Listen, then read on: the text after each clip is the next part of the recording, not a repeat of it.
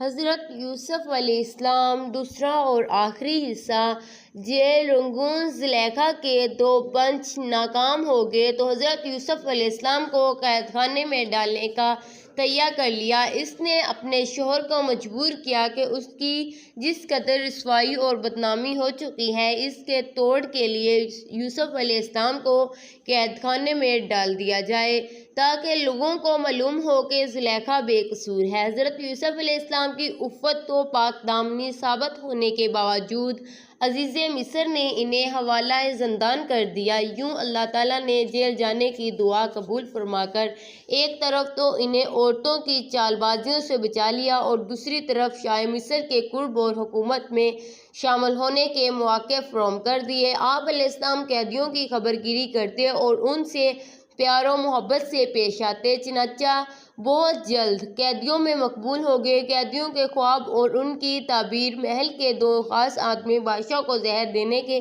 الزام میں گرفتار کر کے قید خانے لائے گئے۔ ان میں سے ایک شاہی ساقی یعنی بادشاہ کو مشروب پلانے والا اور دوسرا باورچی تھا۔ ایک رات ان دونوں نے عجیب و غریب خواب دیکھے جس کی تعبیر کے لیے حضرت یوسف علیہ السلام سے رجوع کیا گیا۔ ایک نے خواب میں خود کو شراب نچوڑتے دیکھا اور دوسرے نے دیکھا کہ وہ اپنے سر پر روٹی اٹھائے ہوئے جسے پرندے نوچ نوچ کر کھا رہے ہیں۔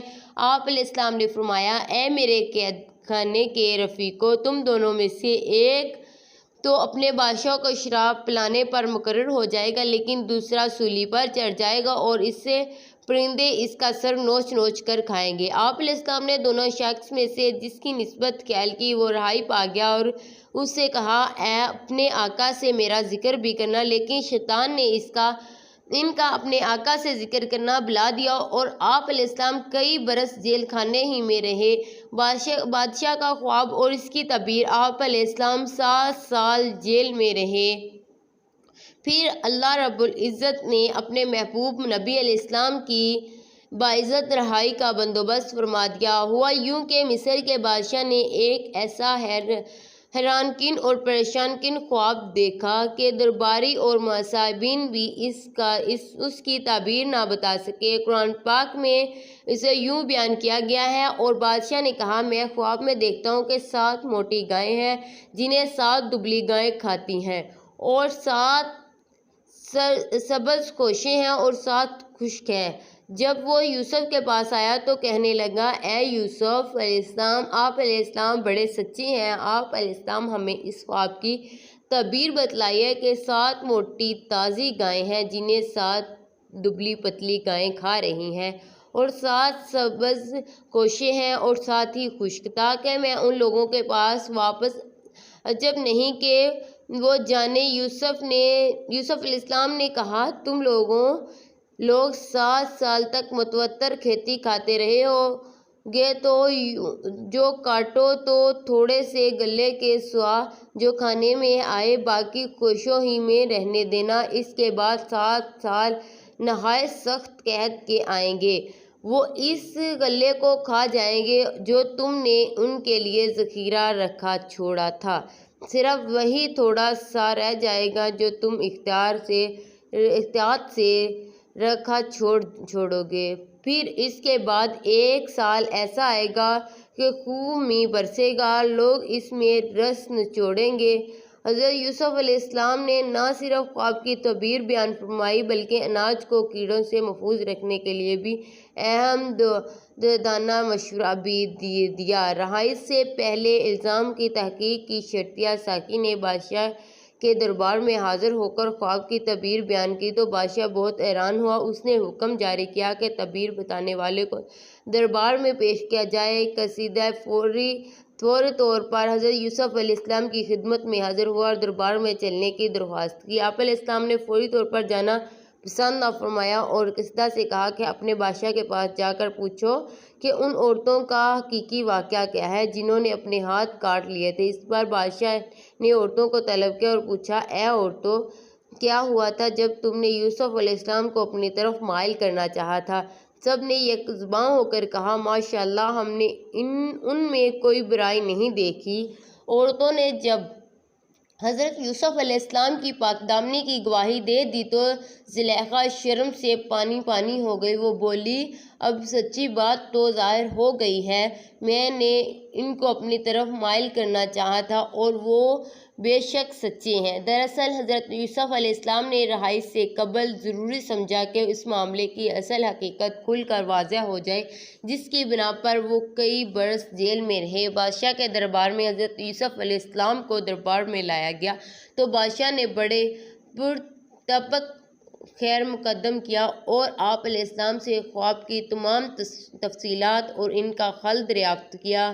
بادشاہ آپ علیہ السلام کی فہم و فرست اور فطنت و ذہن سے بے حد متاثر ہوئے۔ حضرت یوسف علیہ السلام نے فرمایا، مجھے اس ملک کے خزانوں پر مقرر کر دیا جائے کیونکہ میں حفاظت کر سکتا ہوں اور واقف بھی ہوں۔ بادشاہ مصر ایک جہاں دیدہ تجربہ کار اور چہرہ شناسا شخص تھے جس نے آپ علیہ السلام کو خزانہ سمیت اموری مملکت میں مختار کل بنا دیا۔ خوشحالی کے 7 سال اور قحط کے ابتدائی شاہ مصر کے خواب کے مطابق شروع کے ساتھ ساتھ خوشحالی کے تھے۔ آپ علیہ السلام نے بہترین حکمت عملی اختیار کرکے 3 اہم کام کیے: اناج کی پیداوار میں بڑے پیمانے پر اضافہ، بنجر زمینوں پر کاشت کا خصوصی انتظام، اناج کے استعمال میں احتیاط اور کفایت شعاری، اناج کی زیادہ سے زیادہ ذخیرہ اندوزی۔ خوشحالی کے دنوں میں آپ علیہ السلام نے ایک وقت کھانے کا حکم فرمایا اور خود بھی ان پر سختی سے عمل پیرا ہوا۔ 7 برس بعد قحط کے اثرات ظاہر ہونا شروع ہو گئے۔ آپ علیہ السلام نے عوام کو تاکید کر دی تھی کہ جس قدر ممکن ہو اپنے گھروں میں غلہ جمع کر لیں۔ 1 برس بعد آپ علیہ السلام نے اعلان کروا دیا کہ اناج کی تقسیم صرف دربار شاہی سے ہی ہوگی، لہٰذا لوگ اناج کے سال کے لیے وہاں کا رخ کرنے لگے جہاں حضرت یوسف علیہ السلام کی نگرانی میں اناج تقسیم کیا جاتا تھا۔ آپ علیہ السلام نے غلے کی فروخت کا ایک خاص پیمانہ بنایا تھا، کسی کو بھی 1 اونٹ کے بوجھ سے زیادہ غلہ نہیں ملتا تھا۔ قحط نے مصر کے علاوہ شام اور فلسطین سمیت پورے خطے کو اپنی لپیٹ میں لے لیا تھا۔ اس کے ساتھ ہی حضرت یوسف علیہ السلام کی فیضی اور رحم دلی کی شہرت بھی دور دور تک پھیل چکی تھی۔ لوگ جوک اور در جوک آتے اور اناج خرید کر چلے جاتے۔ حضرت یعقوب علیہ السلام کا خاندان فلسطین میں تھا اور جب آپ علیہ السلام کو عزیز مصر کی فیضی کا علم ہوا تو بیٹوں سے کہا، تم بھی مصر جا کر اس رام دل حکمران سے غلہ لے آؤ۔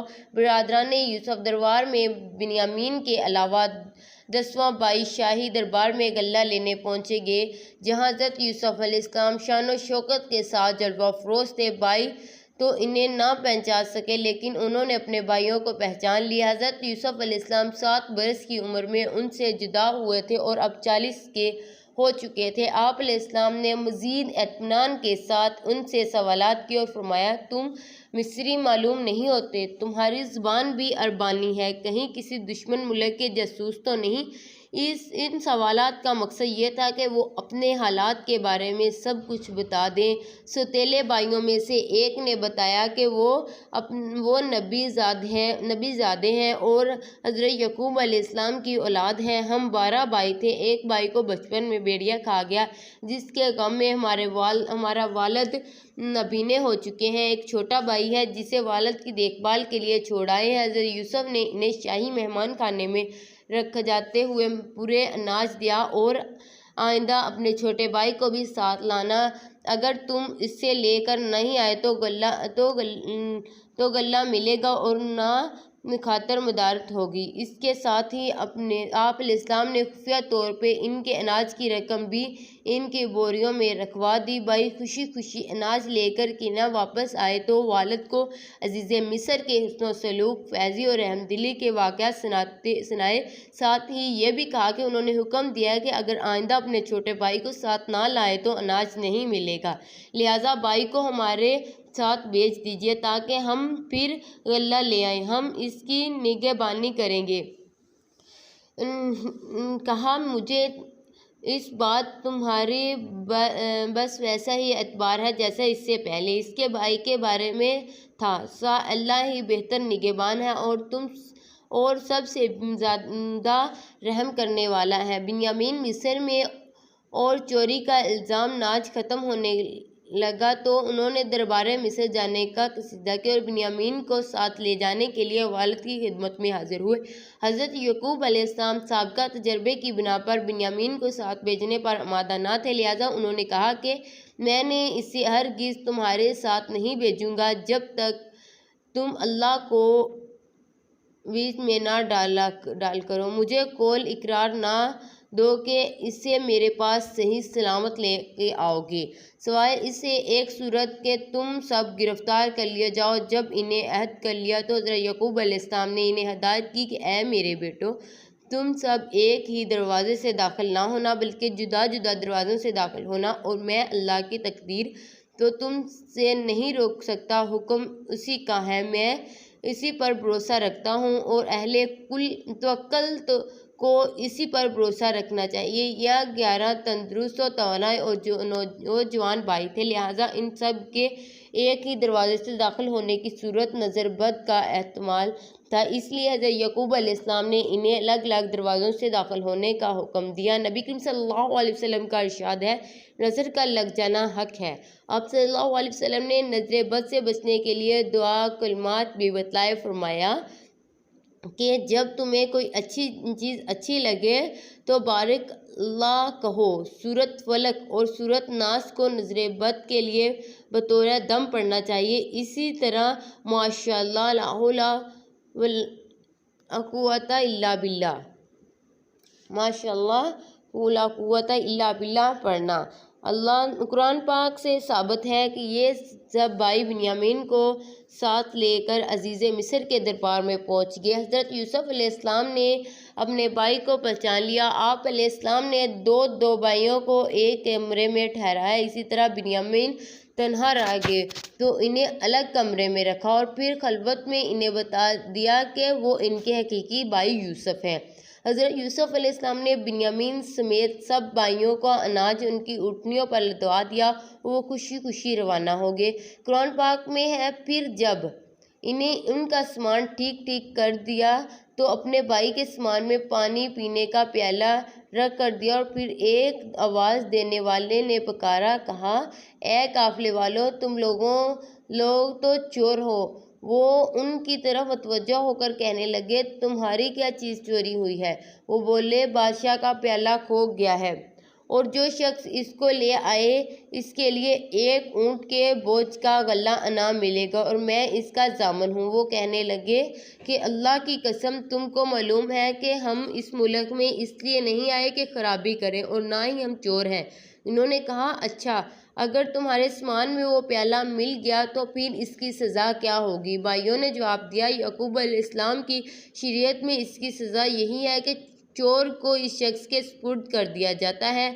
سب کو مائع سامان حضرت یوسف علیہ السلام کی خدمت میں پیش کیا گیا، وہاں سب بھائیوں کے سامان کی تلاشی ہوئی اور آخر میں بنیامین کے سامان کی تلاشی کے دوران وہ پیالہ ان کے سامان میں سے برآمد ہوا۔ جرم ثابت ہونے پر بنیامین کو جانے کی اجازت نہ ہی ملی۔ یہ صورتحال ان بھائیوں کے لیے نہایت حیران اور پریشان کن تھی۔ انہوں نے کہا، اگر اس نے چوری کی تو اس کا بھائی بھی پہلے چوری کر چکا ہے۔ دراصل حضرت یوسف کی پرورش ان کی پھوپھی کیا کرتی تھی جو انہیں بہت چاہتی تھی۔ جب آپ علیہ السلام ذرا بڑے ہوئے تو حضرت یعقوب علیہ السلام نے انہیں لینے چاہا۔ پھوپھی نے انہیں روکنا چاہتی تھی، اس لیے ان کو کمرے میں ایک ٹپکا کپڑے کے اندر باندھ کر مشہور کر دیا کہ پٹکا گم ہوا گیا ہے اور ان کی تلاشی لی اور ان کے کمرے سے بندھے ہوئے نکلا۔ لہٰذا شریعت کے قانون کے مطابق انہوں نے پھوپھی کے پاس رہنا پڑا یہاں تک کہ انہوں نے وفات پائی تو پھر حضرت یوسف علیہ السلام اپنے والد کے پاس آئے۔ بھائیوں کا آپس میں مشورہ اور کینہ واپس بھائیوں کو فکر تھی کہ والد کو کیا جواب دیں گے۔ انہوں نے حضرت یوسف علیہ السلام سے درخواست کی کہ بنیامین کے والد بہت بوڑھے ہیں، ان کی جگہ آپ علیہ السلام ہم میں سے کسی ایک کو روک لیں۔ حضرت یوسف علیہ السلام نے فرمایا، یہ ممکن نہیں، جس کے سامان سے مال برآمد ہوا ہے وہی سزا کا مستحق ہے۔ بھائی بڑے مایوس ہوئے اور آپس میں بیٹھ کر مشورہ کرنے لگے۔ سب سے بڑے بھائی نے کہا، کیا تمہیں یاد نہیں کہ اپنے والد سے بنیامین کو واپس لانے کا پختہ عہد کیا تھا؟ ہم سب اس سے پہلے یوسف علیہ السلام کے معاملے میں بھی کوتاہی کر چکے ہیں، تو جب تک والد صاحب مجھے حکم نہ دیں میں تو اس جگہ سے ہلنے کا نہیں۔ یہ بڑا بھائی یہودی تھا، باقی 9 بھائی مصر روانہ ہوئے اور کنہ پہنچ کر والد کو ساری صورتحال آگاہ کی، ساتھ ہی اپنی صفائی بیان کرتے ہوئے ہوا اگر آپ علیہ السلام کو ہماری بات پر یقین نہیں تو آپ علیہ السلام اس بستی کے لوگوں سے پوچھ لیں جہاں ہم مقیم تھے۔ حضرت یعقوب علیہ السلام نے فرمایا، میں تو اپنی پریشانی اور رنج و غم کی فریاد اپنے اللہ ہی سے کر رہا ہوں، مجھے اللہ کی طرف سے وہ باتیں معلوم ہیں جو تم نہیں جانتے۔ میرے بیٹو، تم جاؤ اور یوسف علیہ السلام اور اس کے بھائیوں کو پوری طرح تلاش کرو اور اللہ کی رحمت سے مایوس مت ہو، بے شک اللہ کی رحمت سے نا امید وہی ہوتے ہیں جو کافر ہیں۔ حضرت یعقوب علیہ السلام کا خطیہ سب بھائی اور حضرت یعقوب کے اصرار پر دوبارہ عزیز مصر کے دربار میں گئے اور نہایت عاجزی و انکساری سے بھائی کی رہائی کی اپیل کے ساتھ ہی باپ کے بڑھاپے، ضعف اور ان دوسرے بیٹے کی جدائی کے صدمے کا ذکر بھی کیا۔ حضرت یوسف علیہ السلام کا دل بھر آیا، آنکھیں نمناک ہو گئیں۔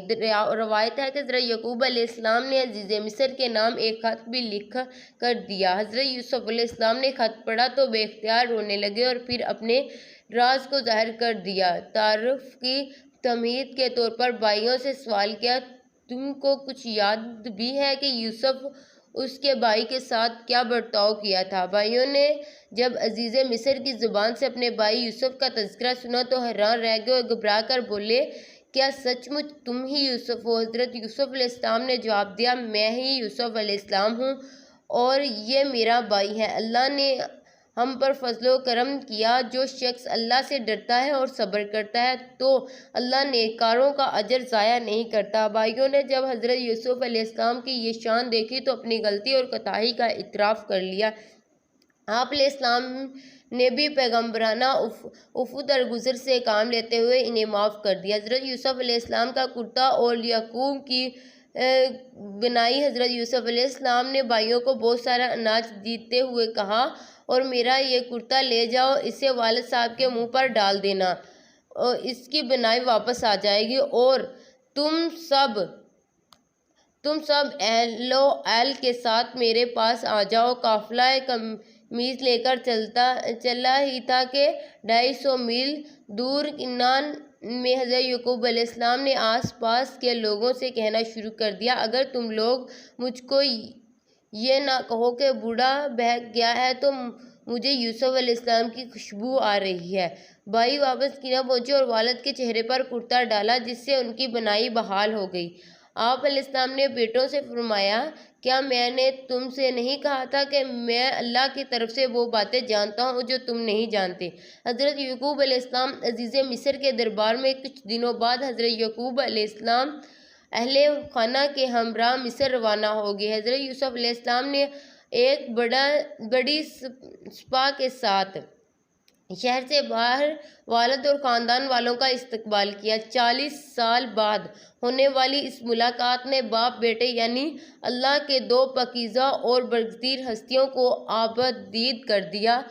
دونوں دیر تک ایک دوسرے کے گلے لگے رہے۔ آپ علیہ السلام نے والد اور سوتیلی والدہ کو تخت شاہی پر بٹھایا، پھر خود تخت شاہی پر جلوہ افروز ہوئے تو شاہی آداب کے مطابق تمام درباریوں نے سجدہ کیا۔ یہ صورتحال دیکھ کر خاندان یوسف نے بھی ایسا ہی کیا۔ مولانا اشرف علی تھانوی تفسیر سورۃ یوسف میں فرماتے ہیں کہ یہ سجدہ تحیت تھا جو سابقہ میں جائز تھا۔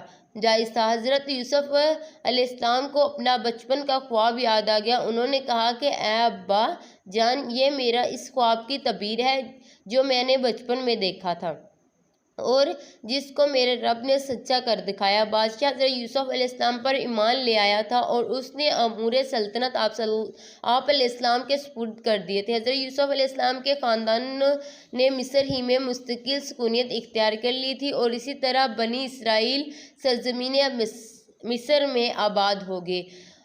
حضرت یوسف علیہ السلام کا انتقال حضرت یوسف علیہ السلام کا انتقال 120 سال کی عمر میں ہوا اور دریائے نیل کے کنارے دفن ہوئے۔ روایت ہے کہ